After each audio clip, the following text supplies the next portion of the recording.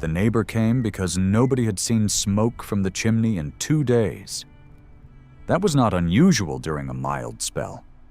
But this was not a mild spell. This was the kind of cold that split fence posts down the middle and froze the water inside the barrel before you could carry it inside. The kind of cold that made people check on each other without needing to be asked.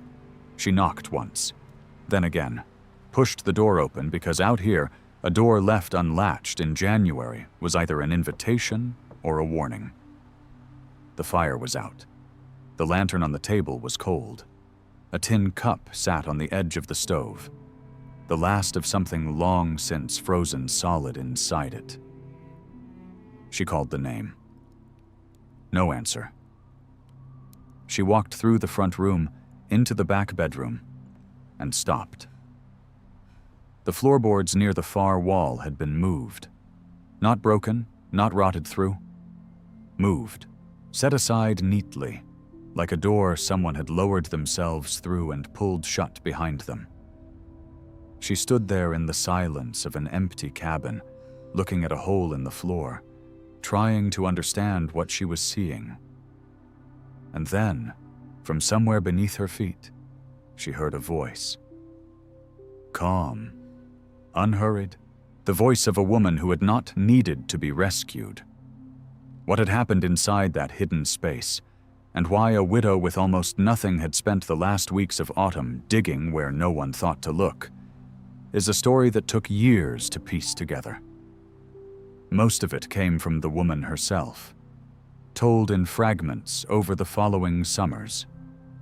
Some of it came from the neighbor who stood in that empty room and could not make sense of what she found. A county record from the following spring mentions a property still in the owner's name, still producing, while 3 neighboring claims had been abandoned. The cold that winter was not the worst the territory had seen, but it arrived without mercy, and it stayed without apology. And it did not care, not even a little, whether a woman alone on 40 acres had a plan or a prayer. She had a plan. Nobody understood it. A few people said so plainly, to her face, which she was not the kind of woman to forget. But that comes later. What matters first is the hole in the floor, and the woman below it, and the question the neighbor could not stop asking herself on the long ride home through the frozen afternoon. How warm was it down there? If you are watching from somewhere cold tonight, tell us where you are in the comments. Stories like this survive because people still care enough to remember them, and if this kind of frontier wisdom matters to you, subscribing helps keep it alive. Her name was Eleanor Marsh. She was 34 years old when her husband died in October, 6 weeks before the first hard frost, leaving her with 40 acres of unfinished claim, a daughter not yet 5, a milk cow, 4 sheep, and a cabin that had never been built to last more than a season. He had planned to finish the walls properly in the spring. He had said so every week since they arrived. The chinking between the logs was still rough in places, stuffed with whatever had been close at hand. Dried grass, strips of canvas, one section near the north corner packed with old cloth that had since gone stiff and brittle. The door hung true enough in summer. In cold, it warped just enough to leave a sliver of gray light along the bottom edge from dusk to dawn. That first winter without him, Eleanor learned the cabin the way you learn a difficult person. She learned where it lied and where it told the truth. The stove, centered in the main room, threw good heat in a ring of about 6 feet. Beyond that ring, the temperature dropped faster than it had any right to. She pushed the cot against the stove's side wall and hung a second blanket from the ceiling to trap a smaller pocket of air around her daughter, Nora. It helped. It was not enough. By December, she was burning through wood faster than her husband's estimates had assumed. He had cut for a family that expected a finished cabin. She was living in something closer to a large box with a good stove and a leaking shell. By January, she was burning what she had planned to save for February. By February, she was burning fence rails she had meant to keep standing. The sheep did not all survive. She did not tell anyone about the sheep right away. A woman holding on to a claim alone did not advertise losses. She hauled the two that died to the edge of the property herself, in the dark, before the ground froze too deep to cover anything. Nora was asleep. Eleanor came back inside, set the bar across the door, and stood at the stove for a long time without adding wood. She was not the kind of woman who talked to herself, but that night, according to her own account told years later, she did say one thing out loud to no one in particular. She said, "This cabin is costing me everything it is supposed to be saving." She did not sleep much after that. She sat and she thought, which was something she was considerably better at than people generally gave her credit for. Spring came late that year, and Eleanor used every hour of it. She was not rebuilding the cabin. She did not have the lumber, the time, or the hired help to do it properly, and doing it wrong a second time was not something she was willing to try. Instead, she started paying attention to the land itself, the way she imagined her husband should have done before they ever broke the first ground. She had a small root cellar dug into the slope behind the cabin. Her husband had finished that much before the cold took him. It was a simple thing: 4 stone walls, a timber roof, a plank door facing away from the wind. She stored what little she had down there: a few jars, a sack of dried beans, a crock of lard. What she noticed was this. On the coldest morning she could remember that winter, the morning the thermometer on the Hartley farm 2 miles north had read 22 degrees below 0 Fahrenheit, the root cellar floor had not frozen. Not the walls, not the shelves, the floor.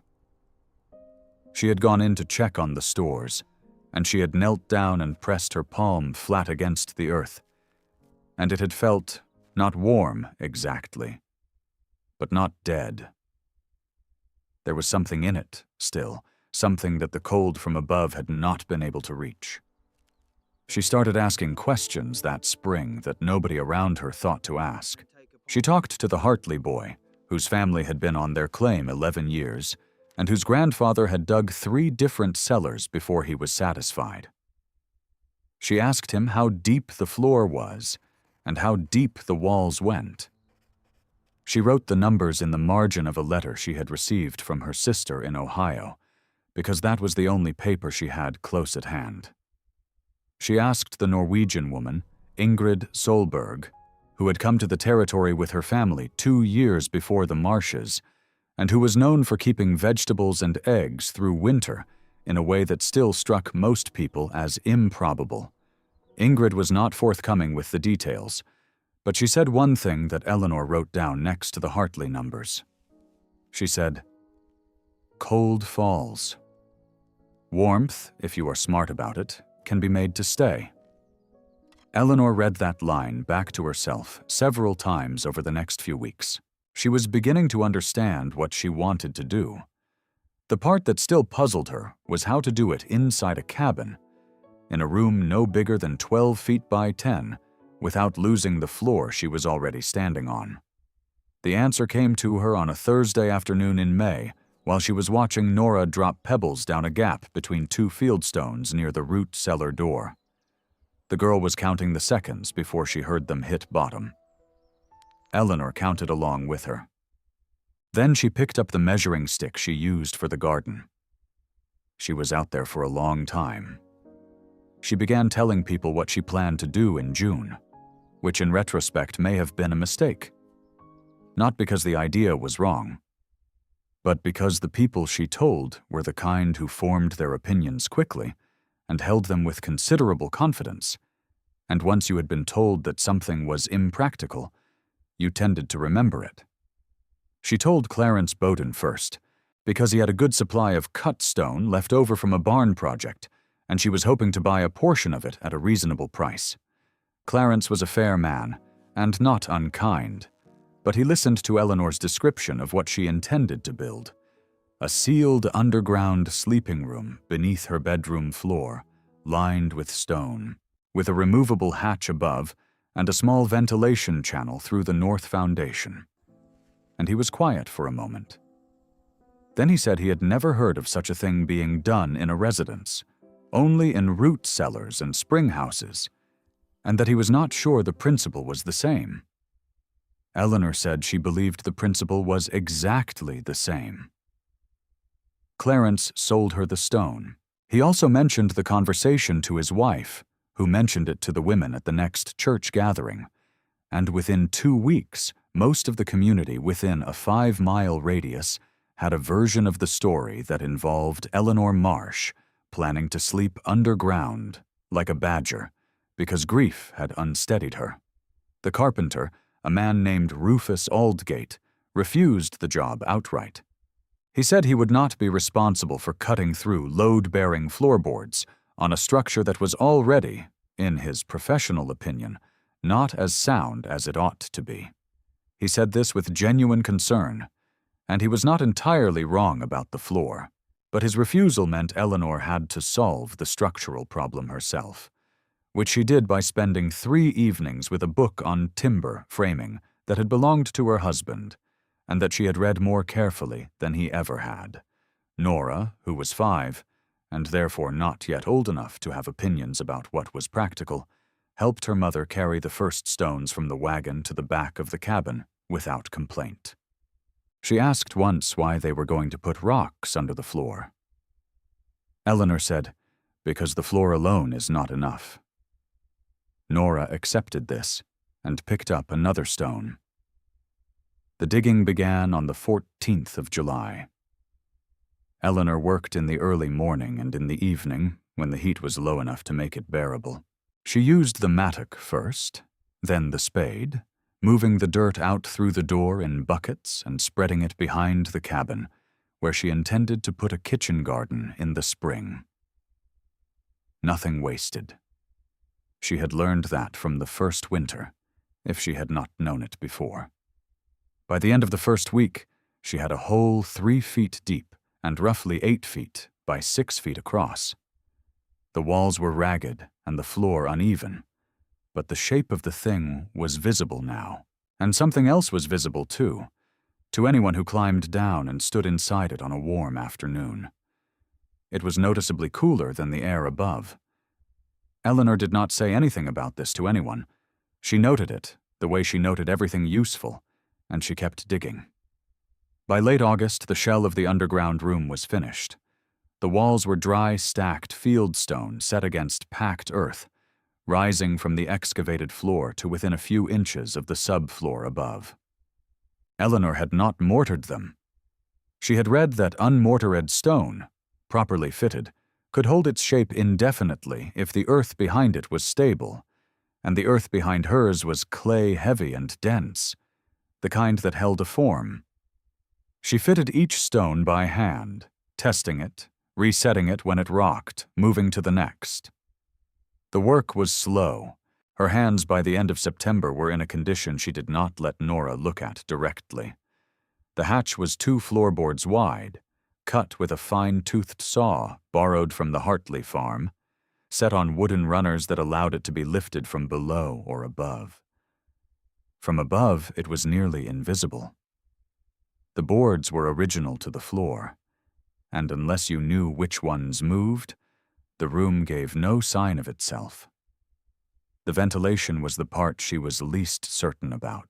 She had cut a narrow channel through the base of the north wall, not wide enough to admit a hand, barely 4 inches across, and angled it slightly upward toward the outside air.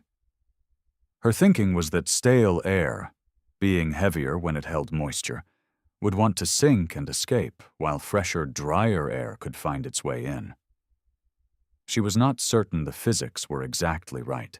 She was certain that a sealed underground room with 2 people sleeping in it would eventually become unbreathable without some exchange of air, and this was the best solution she had on hand.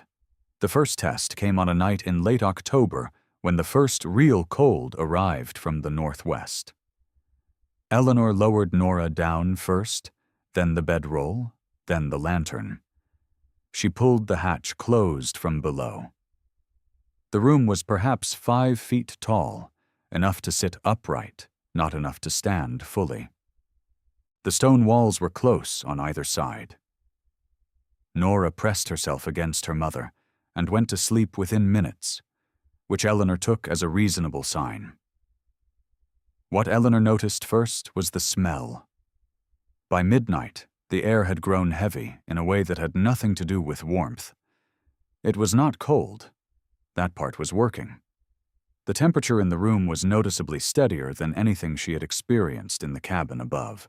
But the air felt dense, almost thick, the way a wet wool coat feels against your face. Her eyes were dry and her chest felt shallow. The ventilation channel was not working the way she had planned. She sat in the dark, listening to Nora breathe, and thought about what she had built and what she had gotten wrong. After a while, she picked up the lantern and held it near the vent opening.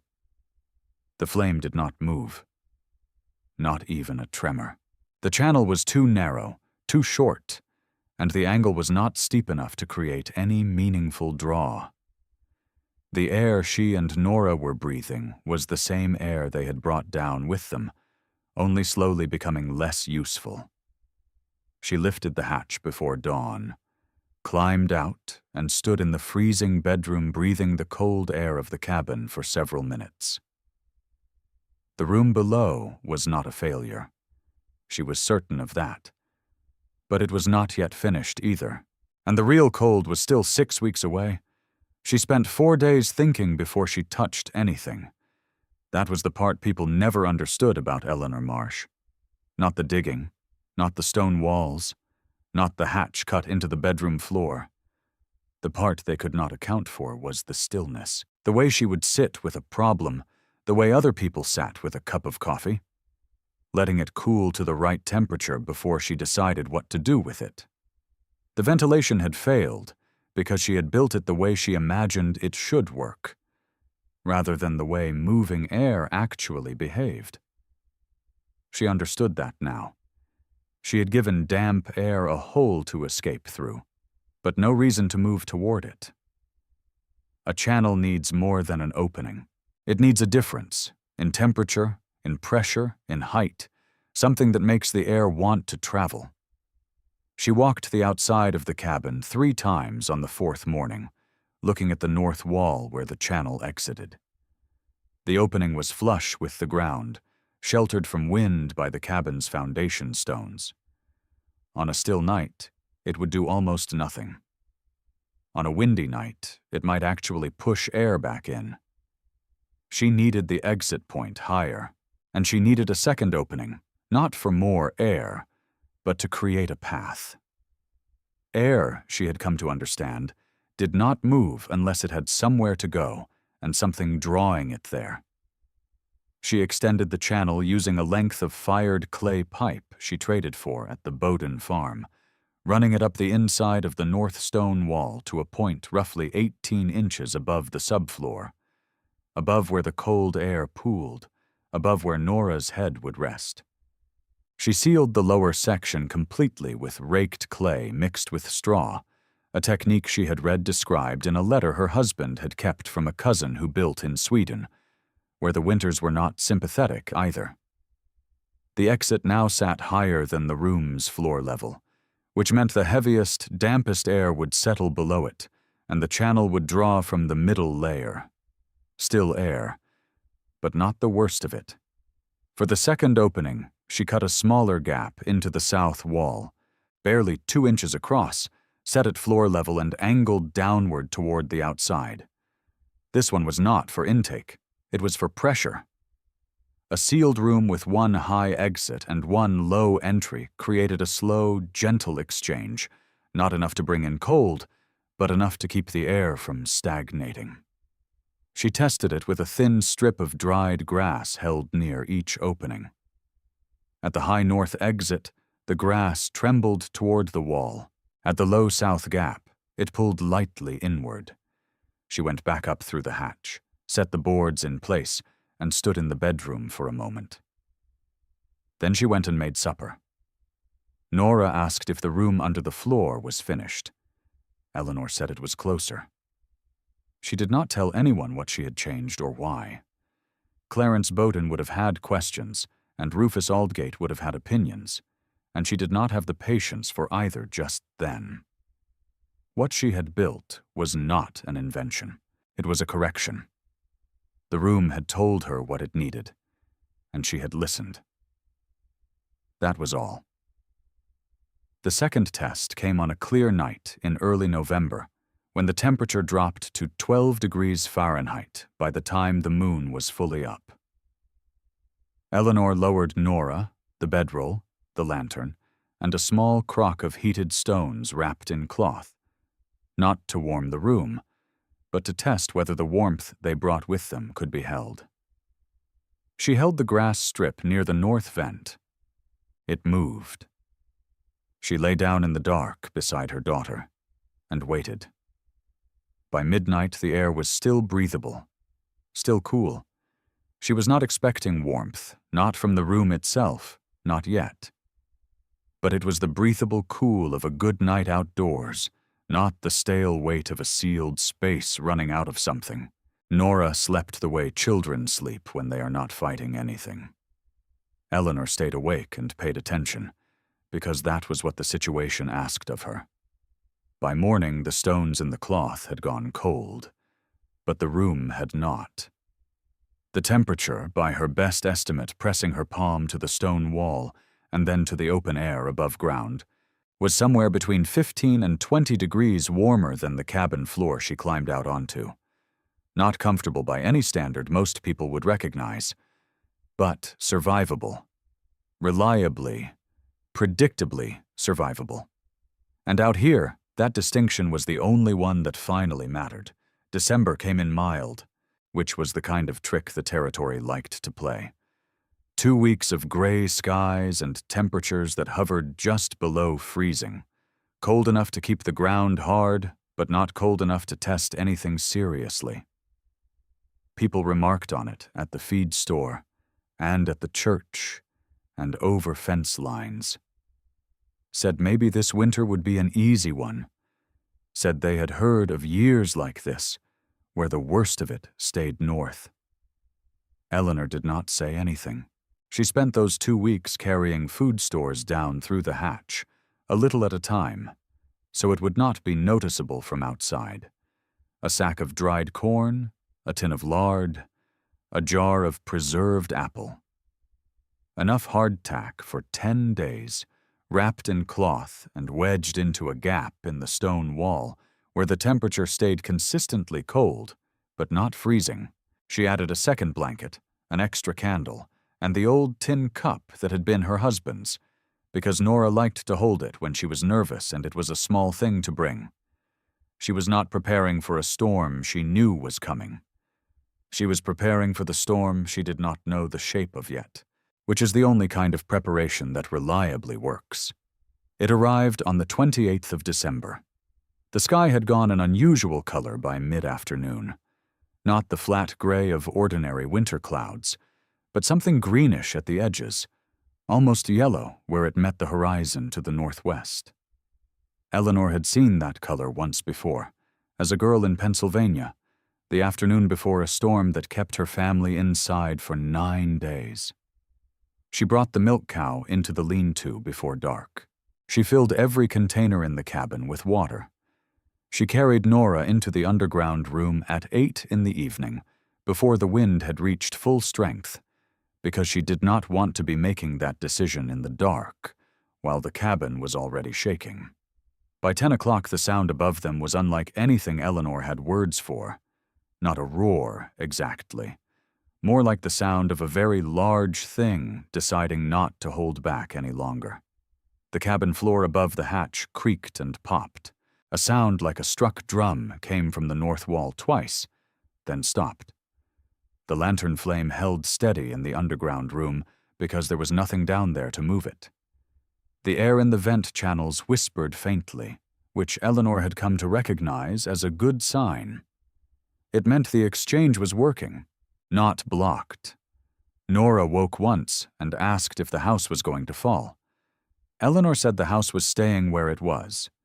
Nora asked how she knew.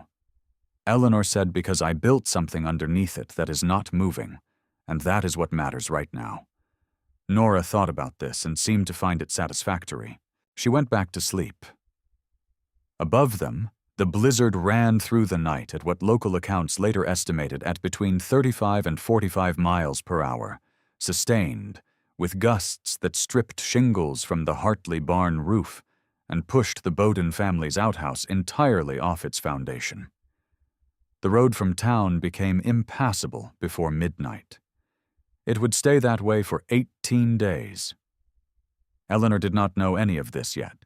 She lay in the underground room and listened to the world above try to get in, and she thought about the vent channels, and she thought about the stone walls, and she thought about whether the one thing she had not yet tested would hold. The wind had been coming from the northwest all night. Around 2 in the morning, she felt it shift. The shift was subtle, not dramatic enough to wake Nora, not loud enough to identify by sound alone. But Eleanor had been awake and paying attention, and she felt it, a change in the quality of the air near the south vent, the low one at floor level, the one she had built for pressure rather than exchange. For the previous 6 hours, the south vent had been pulling lightly inward, as designed. Now something was pushing back. Not hard. Not yet. But the strip of dried grass she kept near it for exactly this reason was no longer drawing in. It was lying still, then lifting slightly toward the room's interior.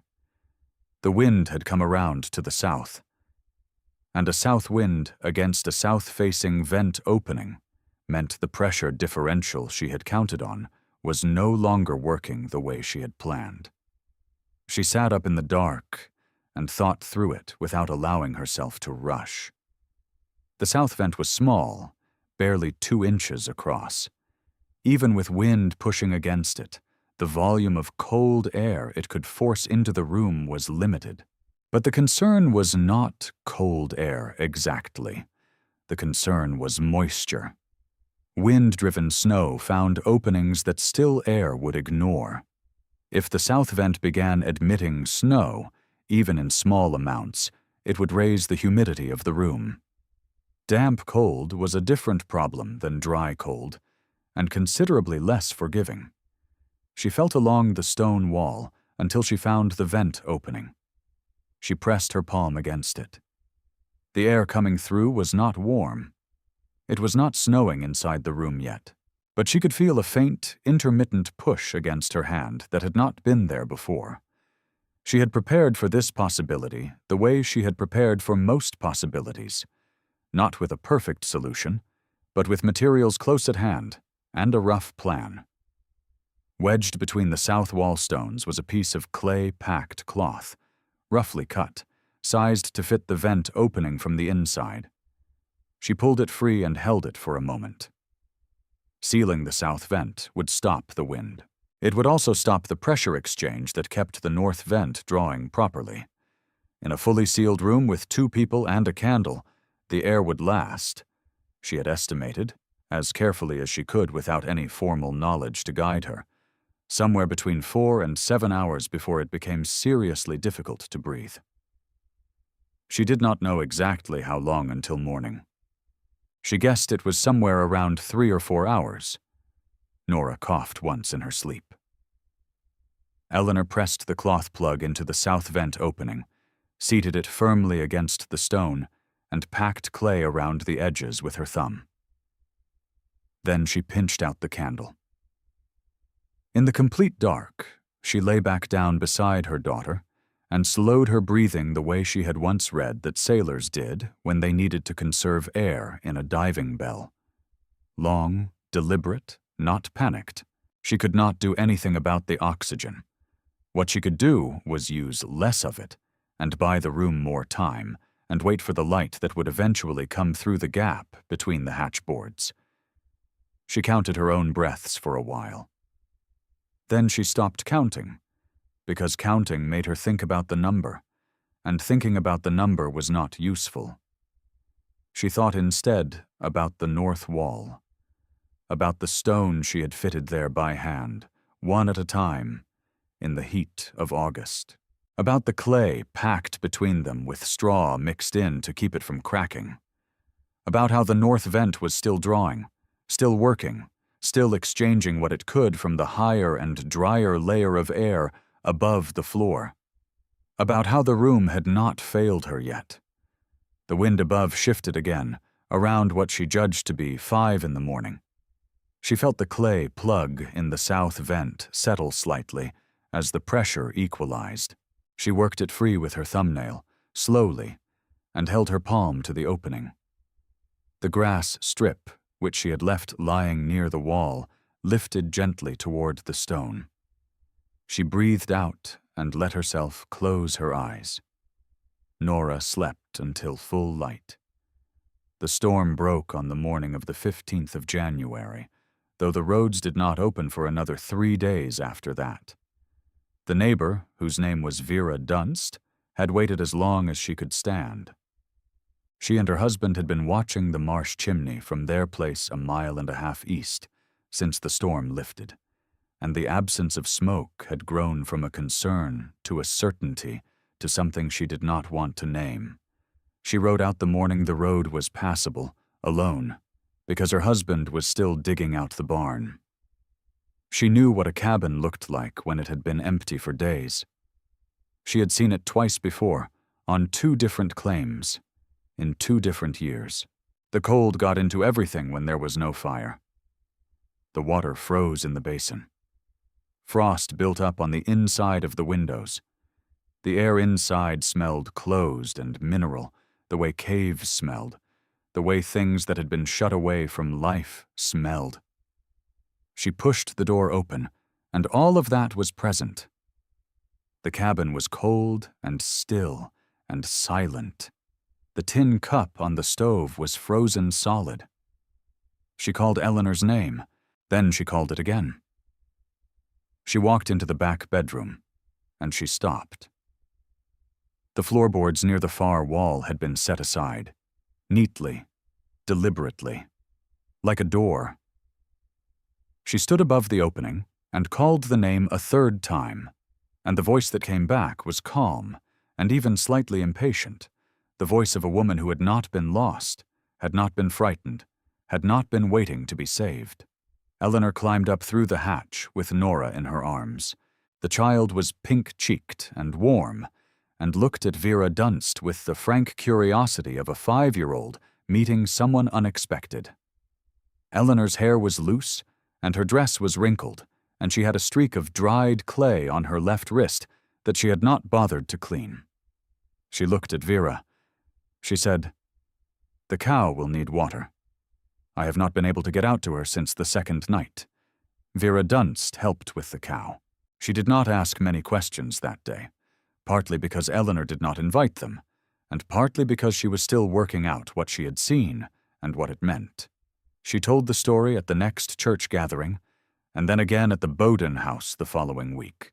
And somewhere in the telling, the facts settled into something that made sense to people, in the way that practical things make sense when you see the result, before you have to believe in the method. Clarence Bowden asked Eleanor that spring whether she thought the room could be made larger. Rufus Aldgate, who had refused to cut the hatchboards the previous summer, did not say anything about that. He asked instead whether the clay and straw seal on the ventilation had required much maintenance through the winter. Eleanor told him it had required almost none. He nodded slowly, the way men nod when they are thinking about something more than what they are responding to, and he did not say anything else.